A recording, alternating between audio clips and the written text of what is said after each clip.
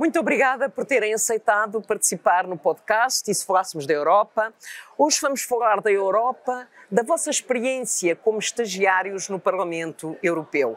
A Filipa é estagiária na Direção-Geral de Segurança, o João está na Comissão das Pescas e o Daniel no Secretariado-Geral. E começaria exatamente por pedir que partilhassem connosco o que é que significa ser estagiário e trabalhar numa instituição europeia, que possivelmente é a vossa primeira experiência numa instituição europeia. Filipa. Muito obrigada pelo convite. Para mim, estar nas instituições europeias resulta num culminar de um grande esforço, tanto a nível académico como profissional, das experiências que tive anteriormente, e também marca para mim o início do que eu espero ser a minha carreira nas instituições, que esse é um objetivo profissional, ir fazer parte, sobretudo sendo uma jovem, do sonho europeu e do projeto europeu. E estão a chegar ao fim do estágio. Achas que aprendeste, que foi compensador, aprendeste muito? O que é que sentiste ao estar nesta casa durante todos estes meses? Eu sinto que aprendi muito e era muito gratificante vir aqui todos os dias e saber que há tanta coisa a acontecer, tanto do lado político como do lado administrativo, poder assistir a tantos comitês, no meu caso do LIBE, da SEDE, da AFET, é muito interessante. Liberdades, assuntos externos. Segurança, assuntos externos, é muito interessante poder experienciar tantas coisas diferentes, falar com tantas pessoas diferentes e interessantes, e sinto que para mim ainda veio salientar mais o sonho do projeto europeu que eu já tinha. João, e tu tiveste aqui, fazes o teu estágio na Comissão das Pescas, talvez em determinados momentos tivesses percebido que havia interesses portugueses que estavam em causa. Qual é a avaliação que fazes desta tua experiência aqui no Parlamento Europeu? Bem, queria começar por lhe agradecer o convite e cumprimentá-la. E eu acho que posso reiterar tudo o que a Filipa disse. De facto, esta experiência foi incrível. Eu acho que não há nenhum estagiário que não termine este estágio sentindo-se extremamente gratificante por esta experiência, e eu sinto-me exatamente dessa maneira. Foi uma experiência incrível que eu não trocaria por nada. E de facto, estar na Comissão de Pescas foi muito interessante, não só por perceber os interesses de Portugal e os interesses de cada Estado-membro, mas também por perceber aquilo que é feito na Comissão de Pescas, porque eu antes de entrar eu achava que a Comissão de Pescas ia focar-se muito em cotas, porque era aquilo que realmente eu mais ouvia falar, e fiquei surpreendido pela quantidade de coisas que nós falamos na Comissão de Pescas. Eu também trabalhei com a Comissão de ENVI, que é de Ambiente, e com a DG Mar da Comissão, que é de Assuntos Marítimos, e de facto nós focámos em coisas durante estes 5 meses que eu estive aqui completamente diferentes daquilo de cotas. Aliás, nunca tivemos um único assunto a falar de cotas, o que foi incrível. Nós falámos, por exemplo, da descarbonização do setor das pescas, falámos, por exemplo, da aquacultura e das pescas nas zonas rurais. Falámos, por exemplo, o último comitê que tivemos foi até sobre a rotulagem de produtos vegan e vegetarianos que imitavam peixe, ou seja, coisas que eu não pensava trabalhar, que eu nunca pensava ver especialistas a falar sobre isso, e achei fantástico. E, portanto, foi uma experiência mais enriquecedora do que aquilo que eu estava realmente a contar, pela qual estou extremamente grato. E quando se está numa reunião da Comissão de Pescas e se ouve os deputados a falarem, intervirem, negociarem, nunca te interrogaste como é que aquele deputado ou aquela deputada conjuga o interesse nacional com o interesse europeu? Sim, como é que olhavas para essa realidade? Sim, isso é bastante interessante, por acaso. Depois também percebi mais esse contacto, não só pelas intervenções nas reuniões, nos comitês, mas até por algum contacto que tinha com esse eurodeputado depois, de forma particular, que ia ter com ele, porque me interessava pelo trabalho. E de facto eles todos diziam que é muito importante conseguir conciliar o trabalho enquanto eurodeputado, enquanto membro de Portugal, e portanto trazer o interesse de Portugal, mas também do grupo político. Portanto, eles falam em nome do grupo político, falam em nome próprio e falam em nome do país. Portanto, eu acho que para eles é uma grande luta tentar o que conciliar aqui, porque há o interesse nacional, há obviamente o interesse europeu, e portanto é mesmo muito interessante perceber como é que é esta jogada, e de facto é muito interessante porque as discussões que eles têm é mesmo intensa, porque eu lembro-me uma vez no último comitê, que foi da rotulagem, a discussão foi imensa, porque o tema era tão interessante e havia tanto para falar que o focar no interesse nacional era quase a pequena parte daquilo que se havia para falar. Ou seja, eles tiveram uma discussão enorme sobre aquilo que se podia fazer a nível europeu, e depois sim tivemos um bocadinho em que se falava do panorama nacional, E de facto houve ali uma mudança de paradigma quando se mudava para o âmbito nacional, e eu achei isso muito, muito interessante. E já agora coloco-te uma questão. Tu tinhas a noção, quando ouvias esses debates, acompanhavas esses debates, que os deputados pensavam ou tinham a preocupação de o que é que isto significa para os cidadãos? Qual é a sobrecarga na rotulagem? Qual é... os cidadãos vão conseguir ou não ler os rótulos? Estou a dar um exemplo, mas noutra política, tu sentias que os deputados, quando faziam esse debate, como referiste, em que há uma complexidade ao nível nacional, tinham ao consideração nível político, o cidadão o nível europeu, se pensavam também o que é que isto significa para os cidadãos? Sim. Por acaso eu achava que não havia muita essa preocupação, como estamos a falar de coisas tão macro, a União Europeia, um Estado-membro, por acaso não sabia que eles tinham essa sensibilidade de pensar o que é que cada cidadão pensava, ou o que é que o cidadão ia sentir, ou como é que cada cidadão ia receber essa... Exato. Mas aqui realmente percebi isso. Aliás, quando nós falámos desta discussão, por isso é que eu disse que houve ali uma mudança muito grande no paradigma europeu quando se passava para o paradigma nacional, porque de facto havia uma discussão europeia, na União Europeia, e depois quando se falava para o panorama nacional havia muito esse interesse de, mas vamos afetar esta pessoa, vamos afetar aquela pessoa. Por exemplo, tens uma pessoa vegan que quer ter acesso, quer ter de facto uma rotulagem clara daquilo que vai comprar, e de facto havia esse interesse de facto temos uma percentagem minoritária de pessoas vegan, por exemplo, em Portugal. Mas havia o interesse de representar essas pessoas de forma correta e de que essas pessoas tivessem acesso à alimentação de forma correta, acessível e com uma rotulagem correta. Portanto, de facto fiquei surpreendido pela forma como qualquer legislação também é debatida ao nível do cidadão comum. Isso foi muito interessante. Daniela, tu estás no Secretariado-Geral. Exatamente. O que é que se faz no Secretariado-Geral e como é que tu olhas, que balanço é que tu fazes deste estágio que fizeste aqui no Parlamento? Ok, muito obrigado pelo convite, antes de mais. Reitero também aquilo que os meus colegas disseram até agora. Eu trabalho diretamente para o Secretário-Geral, mas na área de risco, crise e continuidade de negócio. Portanto, o meu trabalho vai muito ao encontro da definição da política de risco do Parlamento, da definição de planos de continuidade de negócio, de gestão de crise. E tem sido bastante gratificante perceber que há um cuidado extremo, não só por parte da administração, mas também por parte dos grupos políticos, para manter o trabalho e manter a atividade do Parlamento em todas as circunstâncias. E é isso que eu tenho percebido, é isso que tenho andado a trabalhar com a minha equipa. E quando se trabalha para um secretário-geral, tem-se uma visão muito mais de cima de tudo aquilo que acontece nas instituições. E por isso é que para mim tem sido ainda mais gratificante, porque consigo perceber como é que todos os agentes se conectam e relacionam nesta parte de gestão de crise e gestão de risco. Sim, senhora. Agora vamos passar para um outro tema que nos preocupa particularmente. Nós estamos a 4 meses das eleições europeias e ouvimos dizer sempre que os jovens participam pouco nas eleições europeias. Nas últimas eleições, em 2019, apenas 42% dos novos eleitores votaram e, portanto, eu gostava agora de ter um bocadinho a vossa sensação, o que é que se pode fazer e como é que o voto, e porque é que o voto é importante para os jovens. Eu acho que aqui o João já foi muito claro quando disse que ficou impressionado porque percebia que, apesar de quando estava a legislar com uma pequena minoria havia a preocupação sempre o que é que isto significa para os cidadãos. Eu agora ponho a questão mais global, ou seja, o que é que significa para os jovens a importância de votarem nas eleições europeias? Ter aqui deputados que defendem os interesses dos jovens, que de facto as decisões europeias têm um impacto na vida das pessoas. Como é que vês a participação dos jovens nas eleições europeias? Ok, eu vou falar de um ponto mais pessoal, visto que estou na direção de segurança e nós temos um mundo e sobretudo uma Europa que mudou muito desde 2019.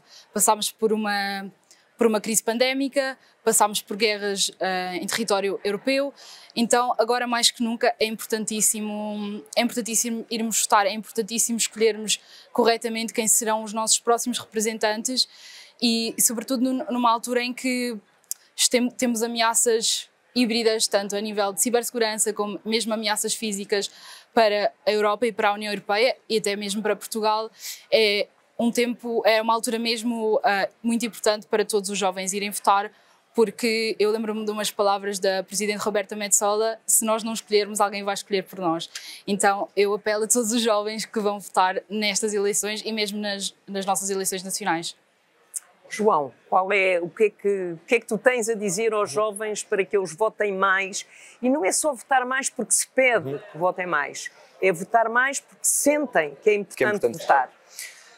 De facto, eu acho que este tema é de extrema importância, porque eu acho que a abstenção é chocante. Nós vemos como é que há uma taxa de abstenção tão grande em Portugal, e não falo só em questões nacionais, mas em questões europeias. E a mim choca-me que não tenha colegas, ou que veja tantos jovens da minha idade que não se preocupem com eu vou votar nas eleições legislativas, ou vou votar nas eleições europeias, ou nem conheçam qual é o governo, ou não conhecem o partido político, não são os eurodeputados. Eu acho que é chocante, de facto, nós termos uma falta de interesse geral de grandes comunidades para com as eleições. O que é que eu podia dizer aos jovens para votar? Eu acho que se os jovens tivessem a noção daquilo que nós já falámos, de que 70%, cerca de 70% da legislação nacional é influenciada por diretrizes europeias, eu acho que isso conseguia demover muitos jovens a, de facto, irem às urnas em junho. E também em março, agora nas nossas eleições legislativas. Portanto, eu acho que aquilo que nós precisamos de fazer para atrair os jovens a esta participação democrática pode passar muito por consciencializá-los daquela que é a importância daquilo que se faz aqui. E, portanto, nós temos de ter esta conversa em que já informamos aquilo que faz aqui impacta diretamente não só o nosso país, mas a vida de cada um de nós. Portanto, não há qualquer motivo para nós, de facto, não nos mobilizarmos a conduzirmos a Europa no rumo que queremos. De facto, nós estamos a ver agora um problema gravíssimo, que é o crescimento da extrema-direita, não só a nível nacional, mas também a nível europeu, e de facto, se nós não concordamos com isto e se queremos rumar a Europa noutro sentido, se queremos que o projeto europeu continue, então temos de facto que nos mobilizar em massa para conduzirmos a Europa naquilo que queremos e para mantermos vivo o projeto europeu. E portanto eu acho que isso é se calhar a minha melhor dica para atrair os jovens às votações. Não, sim, sem dúvida. E quando nós assistimos também aqui no Parlamento a um aumento da extrema-direita e ao comportamento que a extrema-direita tem aqui no Parlamento, evidentemente que ficamos preocupados nas posições que assumem, na forma como votam. Claro. E, portanto, percebemos que precisamos de defender a União Europeia, defender a democracia europeia e, de facto, sabemos que as forças de extrema-direita têm, de facto, uma posição anti-europeia e anti-democracia. Mas eu agora perguntava a Daniela, evidentemente já todos percebemos que é importante votar nas eleições europeias, mas a minha pergunta é: como é que nós podemos sensibilizar os jovens ou convencer os jovens de que é necessário votar nas europeias? Porque vocês têm uma experiência aqui, no Parlamento Europeu, assistiram ao cotidiano, ao dia-a-dia do Parlamento Europeu. Evidentemente, eu acho que nunca vos passaria para a cabeça não votar nas eleições europeias. Mas nem todos os jovens têm, eu diria até o privilégio que vocês tiveram em estarem aqui fazer aqui um estágio no Parlamento Europeu. Sim, certamente. Nós estamos numa espécie de bolha porque percebemos o dia-a-dia e percebemos qual é o verdadeiro impacto daquilo que se trata aqui no cotidiano. A verdade é que a maior parte dos jovens não tem este privilégio e é importante que nós, como indivíduos, também passemos a mensagem, tanto com a nossa família, com os nossos amigos, a quem nos é mais próximo, porque isso é bastante importante. E também é pelo word of mouth que se fala hoje em dia que se vai mais além, não é? No nosso círculo. Claro que nós podemos usar os nossos próprios meios, mas eu acho que o associativismo é muito importante. O facto de nós advocarmos pela Europa e darmos a perceber que aqueles movimentos de mais extrema-direita que vemos a surgir na Europa são anti-Europa e que a nossa infraestrutura, por exemplo, portuguesa, é muito cofinanciada e foi muito cofinanciada até agora por fundos europeus. Eu acho que isto é necessário que os jovens tenham uma perspectiva e votem, não só votar, mas votar em consciência, percebendo que tem um impacto direto, não só no presente deles, teve também no futuro, mas mais importante ainda terá também no futuro que eles vão ter na sua vida e no seu cotidiano. Portanto, não é só, lá está, dirigirem-se às urnas e votarem, se calhar em protesto, mas sim perceberem o que é que cada partido advoca e votarem em consciência, que eu acho que isso é o mais importante. E depois perceberem e tentarem procurar também por eles mesmos, porque a informação agora está ao clique de qualquer um, perceberem quais foram os fundos, por exemplo, na sua região, quais foram as iniciativas que foram cofinanciadas pela Europa. E vão ainda perceber melhor qual é a importância de uma Europa mais coesa, mais unida e mais igualitária, não é? Eu costumo dizer que um jovem que faz o programa Erasmus, faz Erasmus porque existe a União Europeia e porque existe o programa Erasmus. Mas se calhar nenhum jovem, ou pelo menos muito poucos dos jovens que fazem Erasmus, pensam: olha que bom, estou a fazer o programa Erasmus porque o programa existe, a União Europeia existe, etc. Portanto, não há de facto este pensamento. Eu costumo dar este exemplo frequentemente. Mas ainda tinha uma questão para a Filipa, uma questão mais concreta, ou seja, se eu agora lhe perguntasse dê o exemplo de uma iniciativa que se possa fazer, a pergunta é para os três, uma iniciativa que se possa fazer em Portugal e que os jovens possam perceber a importância da União Europeia. Porque aqui o Daniel dizia, e de facto é verdade, quando nós vamos na rua, muitas das escolas, muitas das estradas, de infraestruturas portuárias, infraestruturas de investigação, universidades, infraestruturas culturais, foram financiadas por fundos europeus. A gente vê lá as estrelinhas e sabe que foram financiadas por fundos europeus.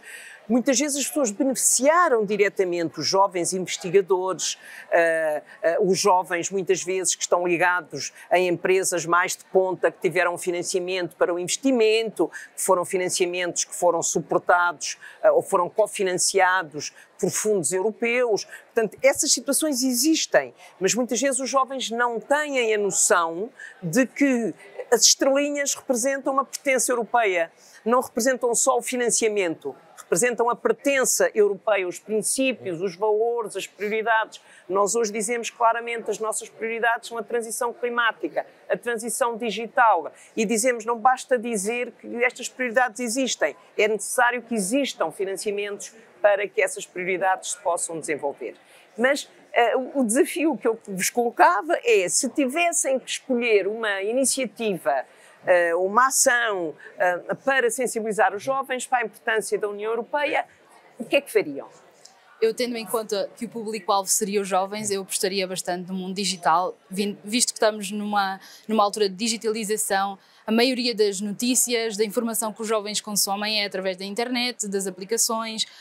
Eu acho que isso é uma boa aposta, mostrar de maneira didática em que forma é que eles beneficiam do trabalho europeu e dos fundos europeus, para que eles possam ter um contacto mais próximo e mais dinâmico e mais didático com o que é a realidade europeia e em que forma é que os pode beneficiar.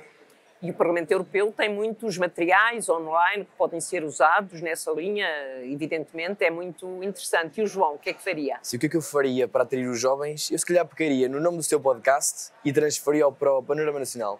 Eu diria, e que tal? E se falássemos da Europa nas escolas, nas universidades? Eu falo, por exemplo, por mim, eu estudei 12 anos no ensino secundário, até fazer o ensino secundário, estudei 5 anos até fazer mestrado e não falei uma única vez da Europa.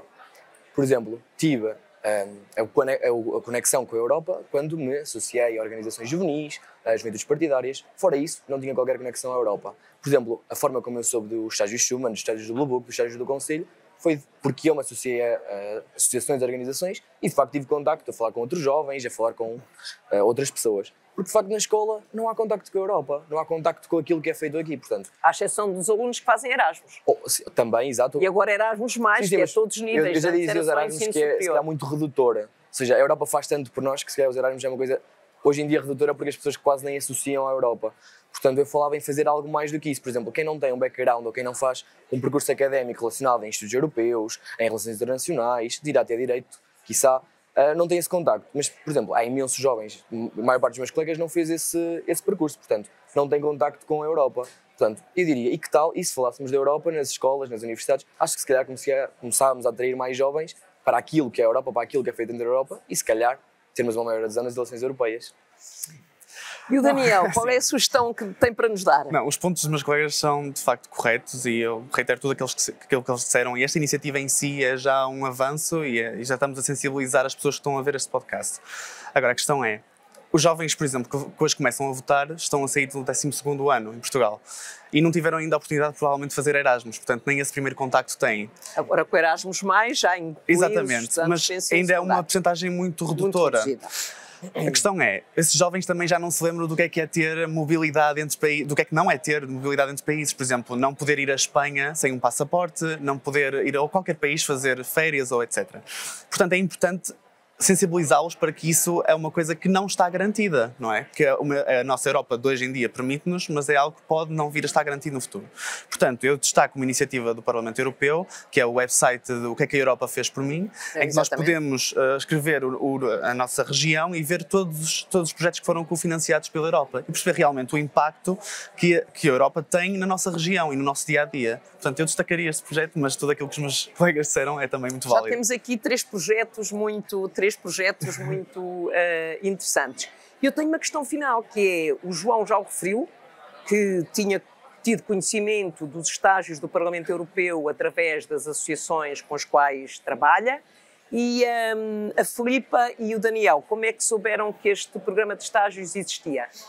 É assim, eu reitero um bocado o que o João disse, porque eu, apesar de ter estudado Relações Internacionais durante o meu percurso académico, eu nunca ouvi falar, durante as aulas, eu nunca ouvi falar sobre os estágios Schuman, os estágios Blue Book. Foi um bocado também por contacto com outros colegas, através de outras experiências que tive, através de estágios e mesmo a nível de trabalho, e também por interesse próprio, porque já sabia desde que comecei o meu percurso académico que gostaria de trabalhar nas instituições, então foi um bocado por procura, como estamos todos à distância de um clique, como trabalhar nas instituições. E claro que, visto que agora as instituições e a União Europeia estão também em grande parte no digital, é muito fácil também ter acesso a este tipo de informação, e foi aí que despertou a minha curiosidade. Exatamente, agora está aberto um novo período de candidatura a estágios para a Comissão Europeia, os chamados estágios Blue Book, e de facto a representação da Comissão Europeia em Portugal tem feito uma divulgação enorme no Twitter, no Facebook e noutras redes sociais para que as pessoas saibam que estes estágios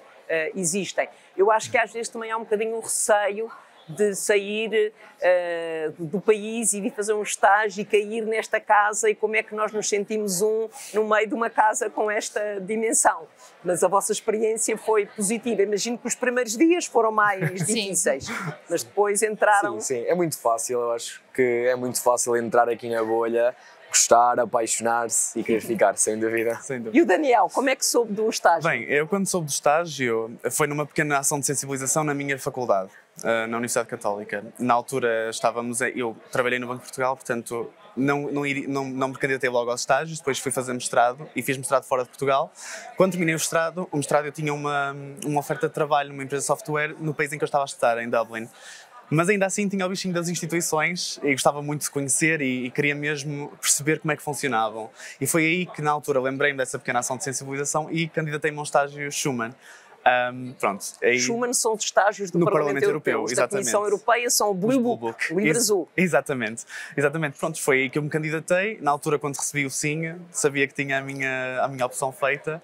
E depois foi claro, há um período de adaptação quando se chega cá, e eu vinha também... Mas não é só para os estagiários? Sim, eu acredito que não. Sim, pronto, mas acho que depois toda a gente nos acolhe muito bem, a instituição é extremamente amigável, faz com que nós nos queiramos estar cá e nos sentamos bem, portanto foi uma adaptação que levou algum tempo, mas muito sem nenhum percalço, eu diria. Eu devo dizer, antes de terminarmos este podcast, que fiquei muito satisfeita pela nossa conversa, mesmo antes de começarmos a gravação, por perceber que os três, no final de uma experiência de um estágio no Parlamento Europeu, gostariam de continuar a trabalhar nas instituições europeias. E isso é muito importante, evidentemente, do ponto de vista individual e da satisfação pessoal, imagino, também tenho essa experiência, também trabalhei muitos anos nas instituições europeias, mas também há um interesse nacional, ou seja, há um interesse do país Sim. em que haja portugueses que estão nas instituições europeias, e vocês três podem ser três desses portugueses que continuarão uma carreira nas instituições europeias. Muito obrigada. Muito obrigada. Obrigada. Até a próxima.